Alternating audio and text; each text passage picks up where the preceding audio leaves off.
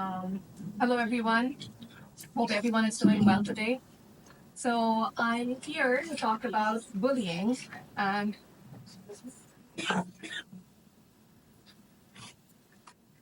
right, so I'm here to talk about bullying, and I apologize in advance to anyone who's heard this, some version of this talk before, because this is a topic I dear to my heart, and I love speaking about it. And I think we all need constant reminders because this is something that's so prevalent.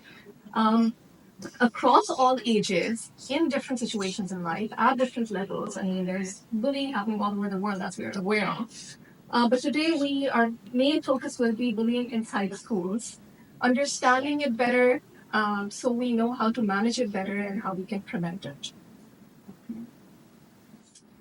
So basically, bullying is any aggressive action which is repetitive, which is intentional, and which causes harm to someone, right?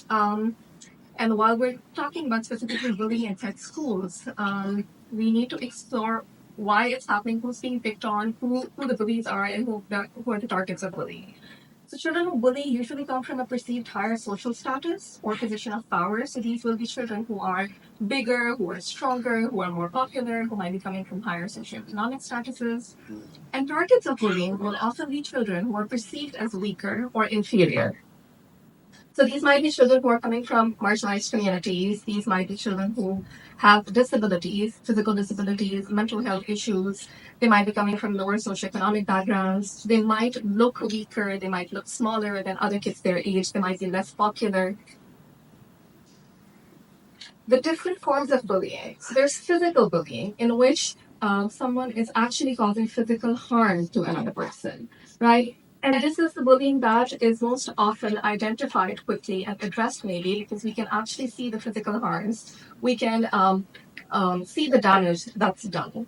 The other forms of bullying, verbal and psychological, are the ones where it's more difficult sometimes to even identify bullying. When a bullying is being done, we're hurting people with our words. And a lot of times when children report such bullying, they're told that it's just words, just ignore them. What we don't understand is the kind of impact verbal bullying can have on somebody's self-esteem.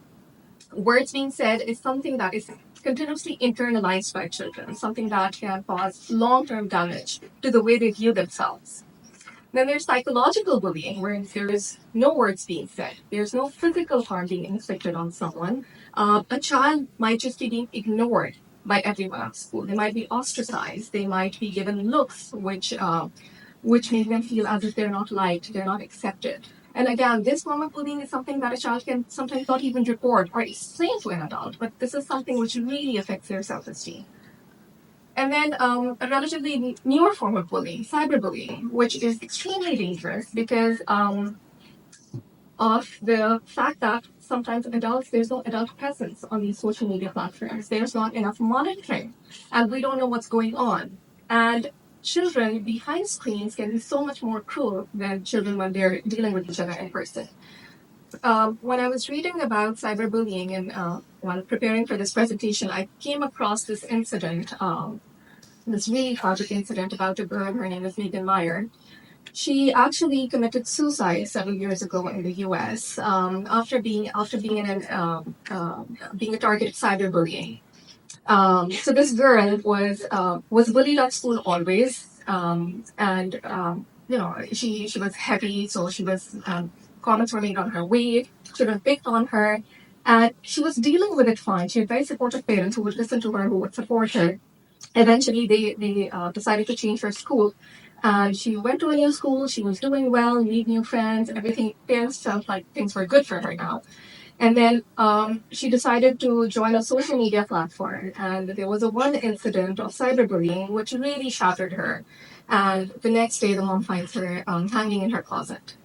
So, an extremely painful incident, but shows us the seriousness of bullying in general and cyberbullying specifically, and really something that we need to consider when talking to our children about social media platforms, about the safety of using these social media platforms, and about talking to their parents and other trusted adults whenever something happens which they feel threatened of. We know from data that at least 1 in 5 students are being bullied in schools. There's a huge psychological impact of bullying. Anxiety can develop, depression can develop, PTSD can develop. And then there's the social impact. Children develop social anxiety, they feel isolated, they go on to develop problems in relationships. It's hard for them to relate to people, it's hard for them to talk to people sometimes. And then their school performance is affected. We know that academic performance is something which is seriously affected by incidents of bullying. Children feel like they don't belong to the school. They experience the whole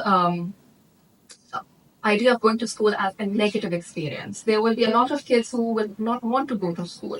So whenever a child says he wants to skip school or doesn't want to go to school, that's a red flag. Parents should really try to identify what's going on in school, that the child is feeling unsafe or wants to avoid school. Longer term issues can develop in children who have experienced bullying. Often targets of bullying will experience emotional mental health issues, including chronic anxiety, panic attacks, agoraphobia, PTSD. And these are issues that will persist into their adulthood. It will affect their quality of life, it will affect their relationships long term. So what research shows is that bullying is not just problematic at a moral level, but it is actually a condition, it's a medical condition, which can structurally affect the brains, certain areas of the brain. So we know that the prefrontal cortex, amygdala, fusiform gyrus, and striatum are some of the areas of the brain that are actually affected by bullying. And when these areas are affected, the problems that are caused are in understanding social cues. So children might look at the people's facial expressions, and an expression of surprise or shock might be perceived as someone being intimidating or aggressive with them. So there's really a difficulty in understanding social cues.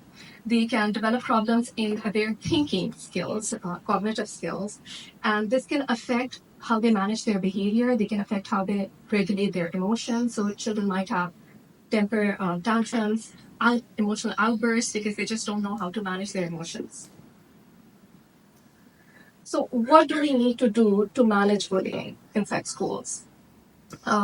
There are a couple of things that I'll go over one by one. Bullying prevention programs, teaching students about prevention and action, supporting the target, understanding and addressing bullying behavior, and educating and empowering bystanders. So the first one is implementing bullying prevention programs inside schools. And what this means is that the program is something which has specific policies, a specific curriculum, protocols, and rules of interaction. So we teach students how they need to interact with each other on a daily basis, not just specifically about bullying incidents, right? So there has to be a culture of kindness all across the school. There have to be protocols that everyone is aware of. The students, the staff, the teachers, the administrators at every level, people need to be aware of how they need to, what the culture of the school has to be.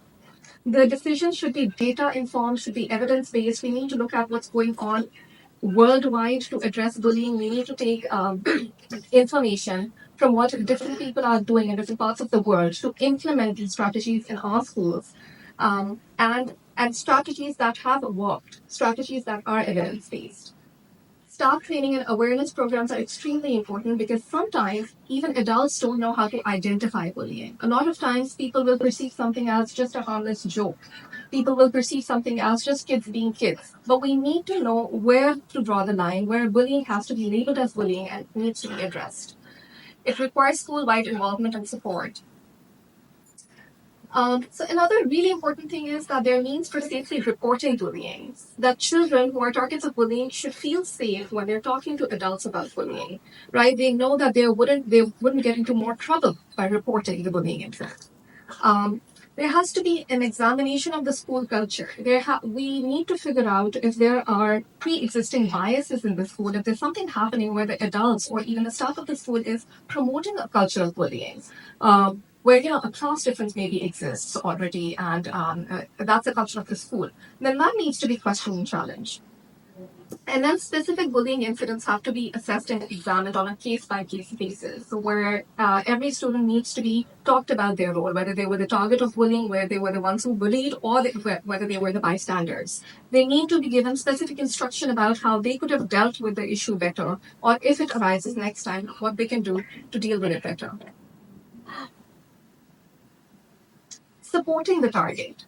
It's really important that the child who was the target of bullying is heard by adults.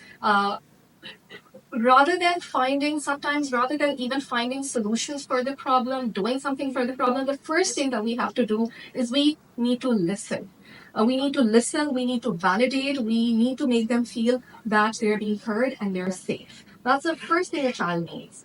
So any trusted adults, whether they're the parents or the teachers, or even the school counselor, they need to listen to the child.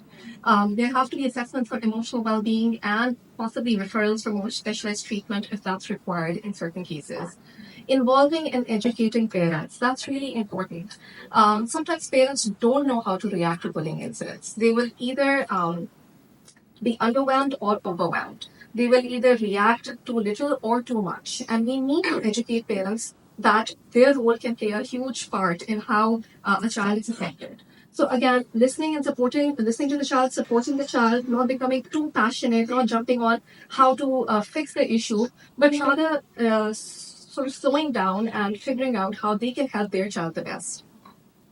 Implementing strategies to make sure that children feel safe in school, and educating and empowering the target to avoid similar incidents in future. So really talking about how they need to deal with bullying incidents in future.